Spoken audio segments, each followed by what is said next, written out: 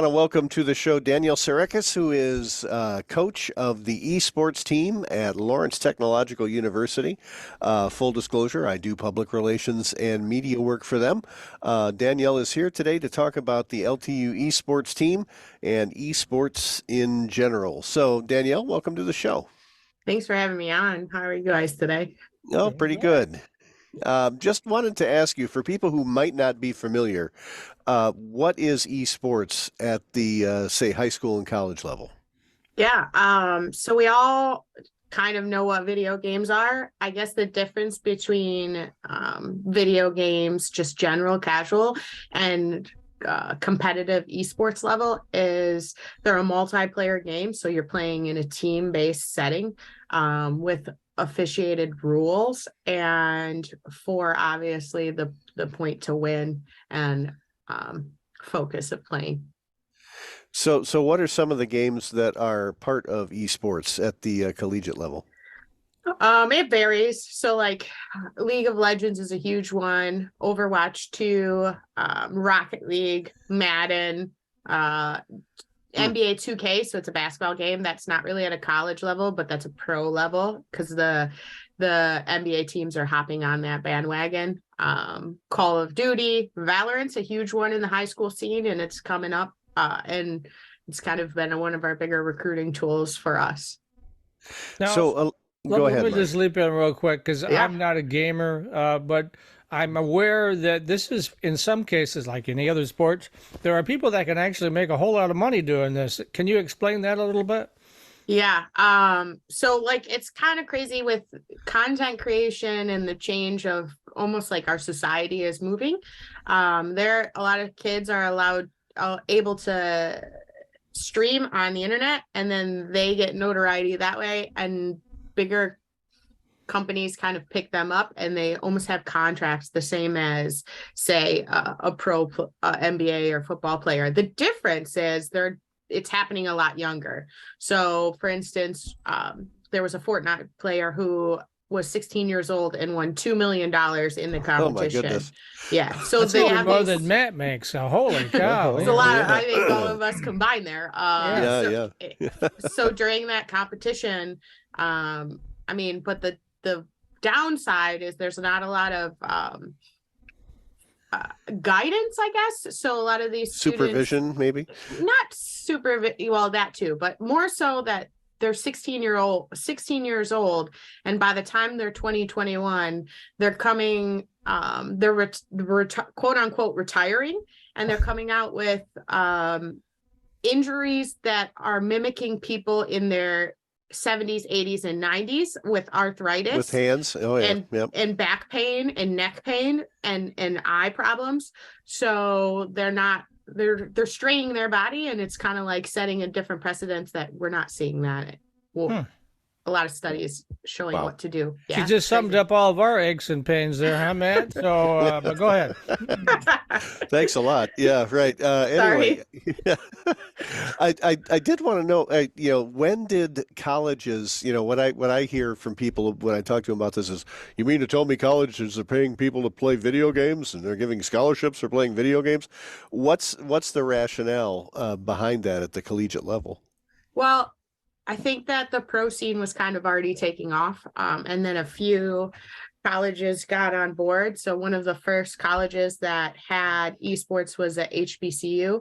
I don't remember the name of which college, but I do know that fun fact. And it just had started taking off. The students, I mean, I'm older than many of the esports players. Like I'm 37.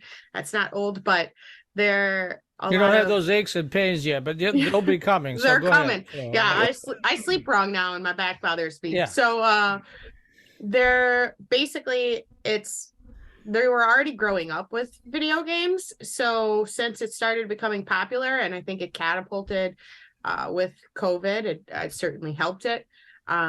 So it's huge overseas, and I think it's just starting to trickle into, well, it's not trickling, it's tidal waving into our society. So it just is a natural progression that colleges would start competing with it because, kind of meet kids where they are. It's really about what they have a passion for. It's not really what you or I have a passion for.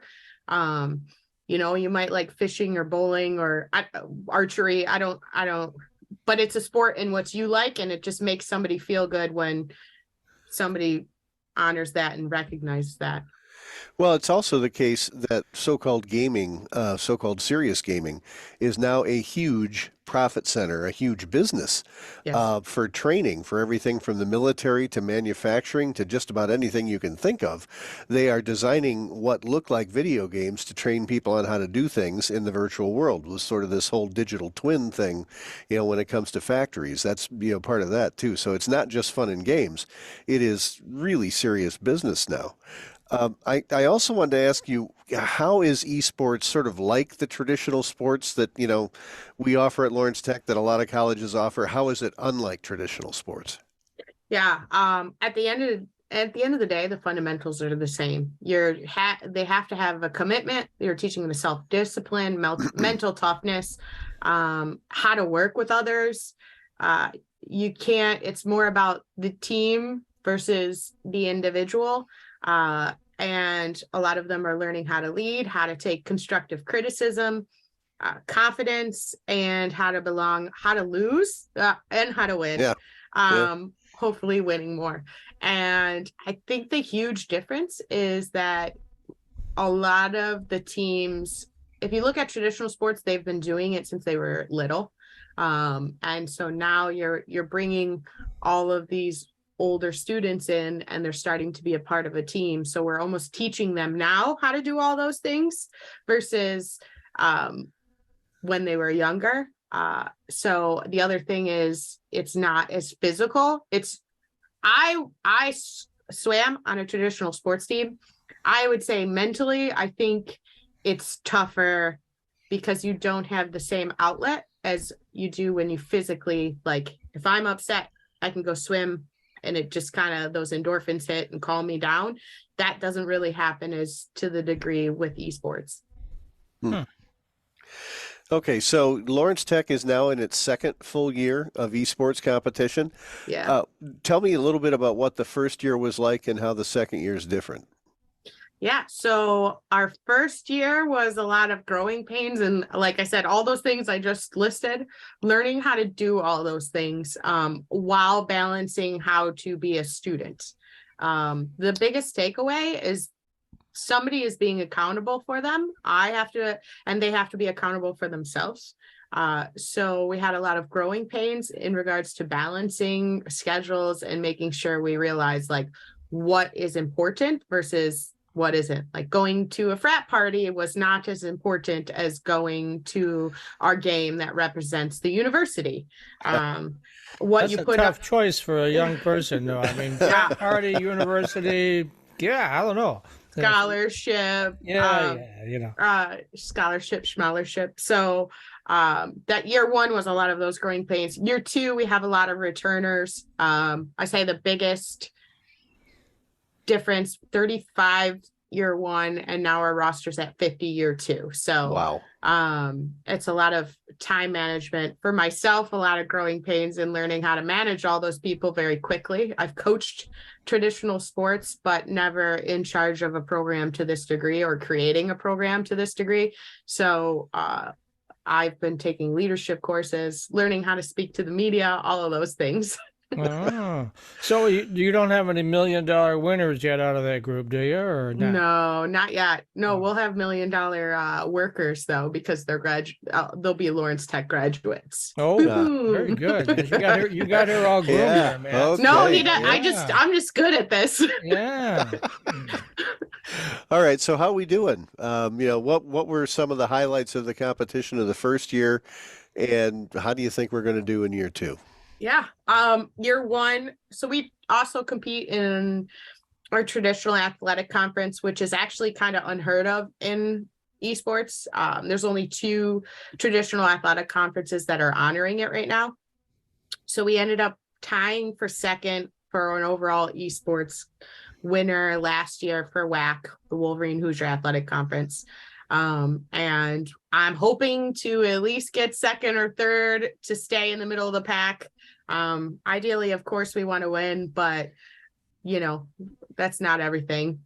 We have increased our team GPA by like 0.5 points. So we went Oh. from an overall 287 to a 315.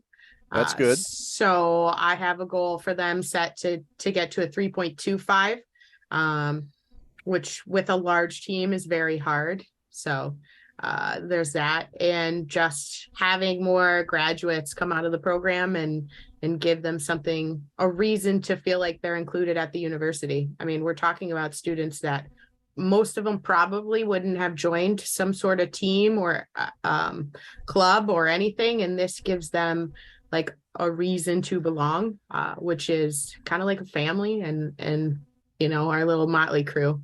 Sure. We are So- family. Okay. I Another got all my famous, brothers with me. Go ahead, sorry. another famous sports song. How do you recruit for this kind of thing? You know, where do you go to get recruits? That's challenging. So there's actually recruiting sites like Stay Plugged In. That's esports dedicated. That's behind a paywall though. There's also a spot on NCSA, which is a traditional athletic recruiting site. There really isn't a huge pipeline for schools. I've reached out to coaches and kind of set up try to set up meetings, and I have a few of the local high schools coming to see our space and just to be put in touch with each other. Yeah, downstairs from where I am here, we have a pretty cool esports studio, right? Yeah. It's got 12 PCs. We're actually have outgrown that space. And the plans are eventually in the future to give it a bigger space, because we have 50 people in that room. And our goal, I think my goal, is to have 100 on the roster. Okay. Well, and you have become something of a national figure in esports college coaching, right? Yeah, go ahead and brag. Go ahead and brag. It's okay. Yeah, so this year I got nominated for a large award. It was the Coach of the Year for the Gamers Award, which is a national award versus just college. So it's up against a bunch of streamers and things. So that was cool. I was a finalist. And then I sit on the board of directors for the National Association of Collegiate Esports. And then I'm also the chair of the conference. So I think a lot of it has to do with my outgoing personality. And, that's it, definitely. Yeah, who I am. Because this is who I am all the time, unless I'm sick. I was sick last week, so I wasn't quite. Yeah, that's when you agreed to do this, was when you were sick. I caught you at a weak moment. I was like, sure, sounds good. But no, it's really just because I want to lead and try to help people. I think my biggest difference between the majority, not everyone in esports, but I already had a previous career. So technically on paper, I'm in my second career. So I have a lot of experience already in that world. So I just kind of bring what I knew and kind of progress from there. So now, if you were on last week, we had Dr. Soap on, we could have asked him for a raise for you right then, acknowledging all those national accolades that you're getting, He knows what I'm doing. He pays attention. All right. Good to know. All right. So we've reached the end of the segment. So let's give people the website to get more information on LTU's esports program. Yeah. So you can actually head to Lawrence Tech Athletics and do the drop down to esports, either for men or women. You can actually also follow us on any social media. For Twitter, LTU Esports. For Facebook and Instagram, it's Lawrence Tech Esports. So thanks for having me on, guys. It was fun. Right.